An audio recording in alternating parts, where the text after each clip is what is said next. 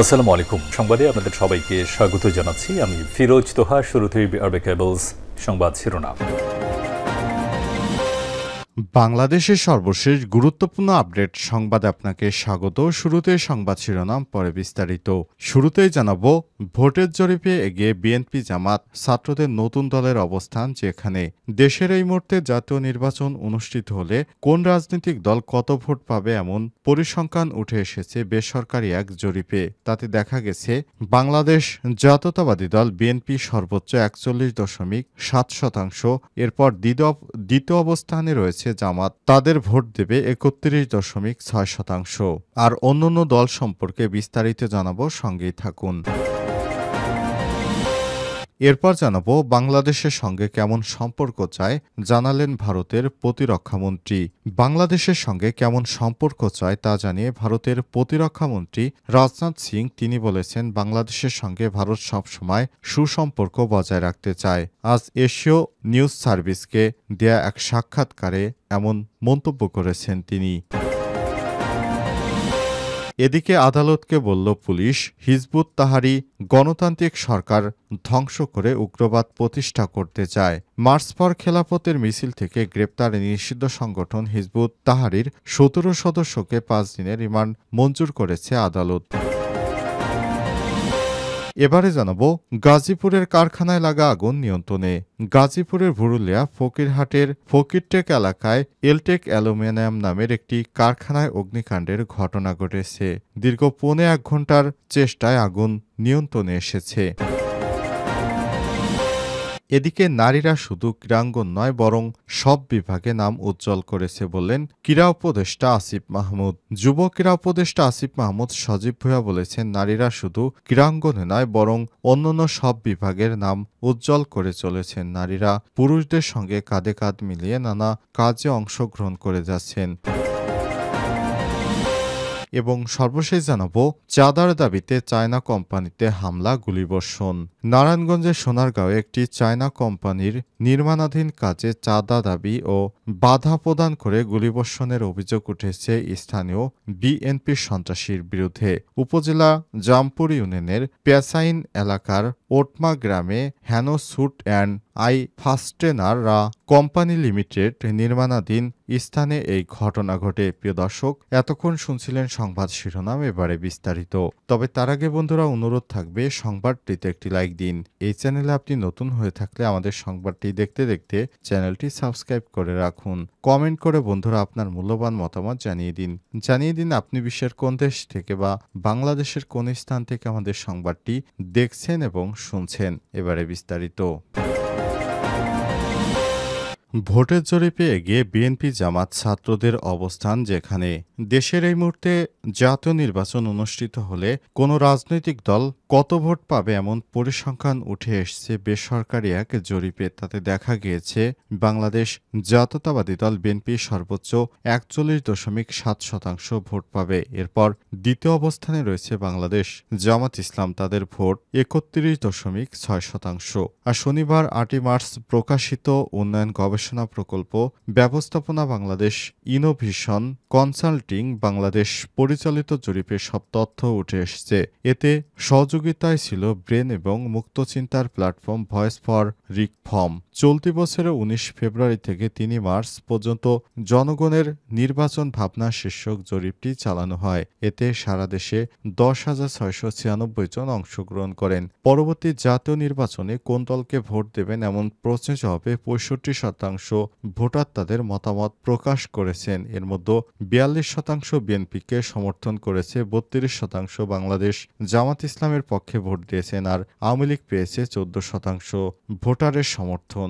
জরিপ এর ফল বলছে, ইসলামী আন্দোলন বাংলাদেশ ২.৬%, জাতীয় পার্টি ১%, গণ অধিকার পরিষদ ০.৫%, গণসংহতি আন্দোলন ০.২% এবং অন্যান্য ৩.৩% ভোট পাবে। জরিপে উঠে এসেছে, পুরো রাজনৈতিক দলগুলোর প্রতি মানুষের আস্থা এখনও টিকে থাকলেও তরুণ ভোটারদের মধ্যে নতুন রাজনৈতিক দলকে সমর্থন করার প্রবণতা দেখা যাচ্ছে। গেছে। বাংলাদেশের অন্যতম প্রাচীন রাজনৈতিক দল আওয়ামী লীগ সামান্য ব্যবধানে তরুণদের নেতৃত্বকে গঠিত নতুন দলকে পেছনে ফেলেছে। জেনজি ভোটারদের মধ্যে আওয়ামী লীগ পেয়েছে 11% সমর্থন, যেখানে তরুণ রাজনৈতিক দল পেয়েছে 10%। তবে সামগ্রিকভাবে এই তরুণদের নতুন রাজনৈতিক দল এখন পর্যন্ত মাত্র 5% ভোটারের সমর্থন আদায় করতে পেরেছে। জরিপে বয়সভিত্তিক বিশ্লেষণ করে দেখা গেছে, বয়স্ক ভোটারদের মধ্যে বিএনপি তাদের জনপ্রিয়তা ধরে রেখেছে। জেনারেশন এক্স বুমার প্রজন্মে 47% ভোটার বিএনপিকে সমর্থন করে। অন্যদিকে জামাত ইসলামী যুদ্ধ পরবর্তী প্রজন্মের মধ্যে 35% জনপ্রিয়তা অর্জন করেছে।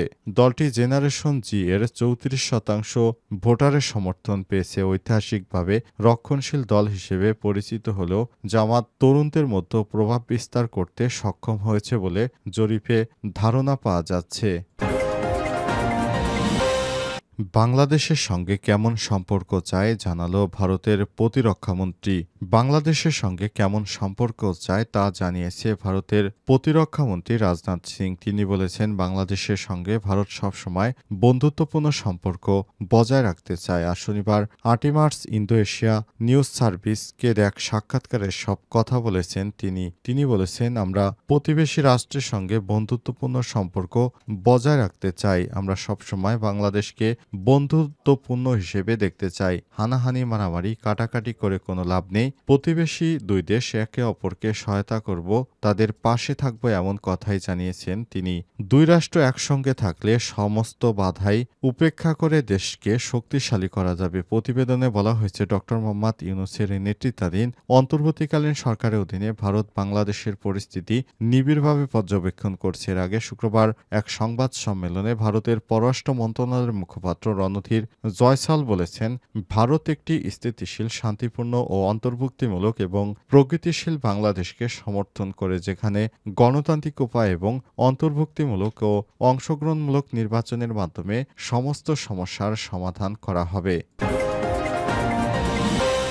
আদালতকে পুলিশ বলল, হিজবুত তাহরির গণতান্ত্রিক সরকার ধ্বংস করে উগ্রবাদ প্রতিষ্ঠা করতে চায়। মার্চ পর খেলাফতের মিছিল থেকে গ্রেপ্তার নিষিদ্ধ সংগঠন হিজবুত তাহরির 17 সদস্যকে 5 দিনের রিমান্ড মঞ্জুর করেছে আদালত। রিমান্ড আবেদনের মামলায় তদন্ত কর্মকর্তা পল্টন থানার পুলিশ উপপরিদর্শক নুরুল ইসলাম আদালতকে জানিয়েছেন, হিজবুত তাহরির বাংলাদেশের গণতান্ত্রিক সরকার ব্যবস্থাকে ধ্বংস করে দেশকে অস্থিতিশীল করে পরিবেশ নষ্ট করে দেশকে উগ্রবাদ প্রতিষ্ঠা করতে চায়। তারা হঠাৎ করে জাতিসংঘের মহাসচিব ঢাকায় আসবে শুনেই তারপর তারা সারা দেশ জুড়ে অনেক অপকর্ম শুরু করেছে। তারা বিশ্বের কাছে বাংলাদেশের ভাবমূর্তিকে একটি জঙ্গি রাষ্ট্র বানানোর পায়তারা করছে। এরপরই তাদের বিরুদ্ধে অ্যাকশনে গিয়েছে পুলিশ সদস্যরা জানিয়েছে, নিষিদ্ধ সংগঠন হিজবুত তাহরির নেতাকর্মীরা দেশকে অস্থিতিশীল করছে। তারা বিদেশ থেকে একটি বিশেষ দলের কাছ থেকে টাকা পেয়ে দেশটাকে অস্থিতিশীল করছে, মুসলমানদের মধ্যে ভাগাভাগ করে দিয়ে দেশটাকে সর্বনাশ করতে চায়। এমনই গোপন তথ্যের ভিত্তিতে পুলিশের সদস্যরা হিজবুত তাহরির বিরুদ্ধে ব্যাপক সংঘর্ষ এবং অভিযোগের ভিত্তিতে তাদের বিরুদ্ধে অ্যাকশনে গিয়েছে পুলিশ এবং তাদেরকে পর্যায়ক্রমে গ্রেপ্তার করা হচ্ছে। খুবই গুরুত্বপূর্ণ 36 জনকে গ্রেপ্তার করা হয়েছে আজ। গাজীপুরের কারখানায় লাগা আগুন নিয়ন্ত্রণে। গাজীপুরের ভুরুলিয়া ফকিরটেক এলাকায় এলটেক অ্যালুমিনিয়াম নামে একটি কারখানায় অগ্নিকাণ্ডের ঘটনা ঘটেছে। শনিবার 8 মার্চ সন্ধ্যা 5:45টার দিকে এই ঘটনা ঘটে। খবর পেয়ে ফায়ার সার্ভিসের 6টি ইউনিট প্রায় 1.5 ঘন্টার চেষ্টায় আগুন নিয়ন্ত্রণে আনেন। গাজীপুর ফায়ার সার্ভিসের উপসহকারী পরিচালক মোহাম্মদ মামুন জানান, সন্ধ্যা 5টা থেকে 50 মিনিটে আগুন লাগার খবর পেয়ে জয়দেবপুর ফায়ার সার্ভিসের 3টি এবং ভোগড়া মডার্ন ফায়ার স্টেশনের 3টি মোট 6টি ইউনিট ঘটনাস্থলে পৌঁছে আগুন নিয়ন্ত্রণে কাজ শুরু করে। তাদের সম্মিলিত প্রচেষ্টায় প্রায় 1.5 ঘন্টার পর সন্ধ্যা 7:45টায় আগুন নিয়ন্ত্রণে এসছে। যেহেতু অ্যালুমিনিয়াম কারখানা, তাই ভেতরে প্রচুর পরিমাণ দাহ্য পদার্থ ছিল। এ সময় তিনি আর বলেন, আগুন আশপাশের বাসা বাড়িতে ছড়িয়ে যাওয়ার সম্ভাবনা ছিল। তবে ফায়ার সার্ভিসের তৎপরতায় আগুন চারপাশে ছড়িয়ে পড়তে পারেনি। এই ঘটনায় এখন পর্যন্ত হতাহতের কোনো খবর পাওয়া যায়নি। বেশ কিছুদিন ধরে দেশের বিভিন্ন স্থানে অগ্নিকাণ্ডের ঘটনা অহরহভাবেই ঘটছে। এই বিষয়টি খুবই গুরুত্বের সঙ্গে দেখছে ফায়ার সার্ভিসের সদস্যরা। তারা জানিয়েছে, দেশকে অস্থিতিশীল করার জন্য একটি চক্র বিশেষ করে সারা দেশ জুড়ে অস্থিতিশীল কর্মকাণ্ড করছে। এদের বিরুদ্ধে সবাইকে সজাগ থাকতে হবে।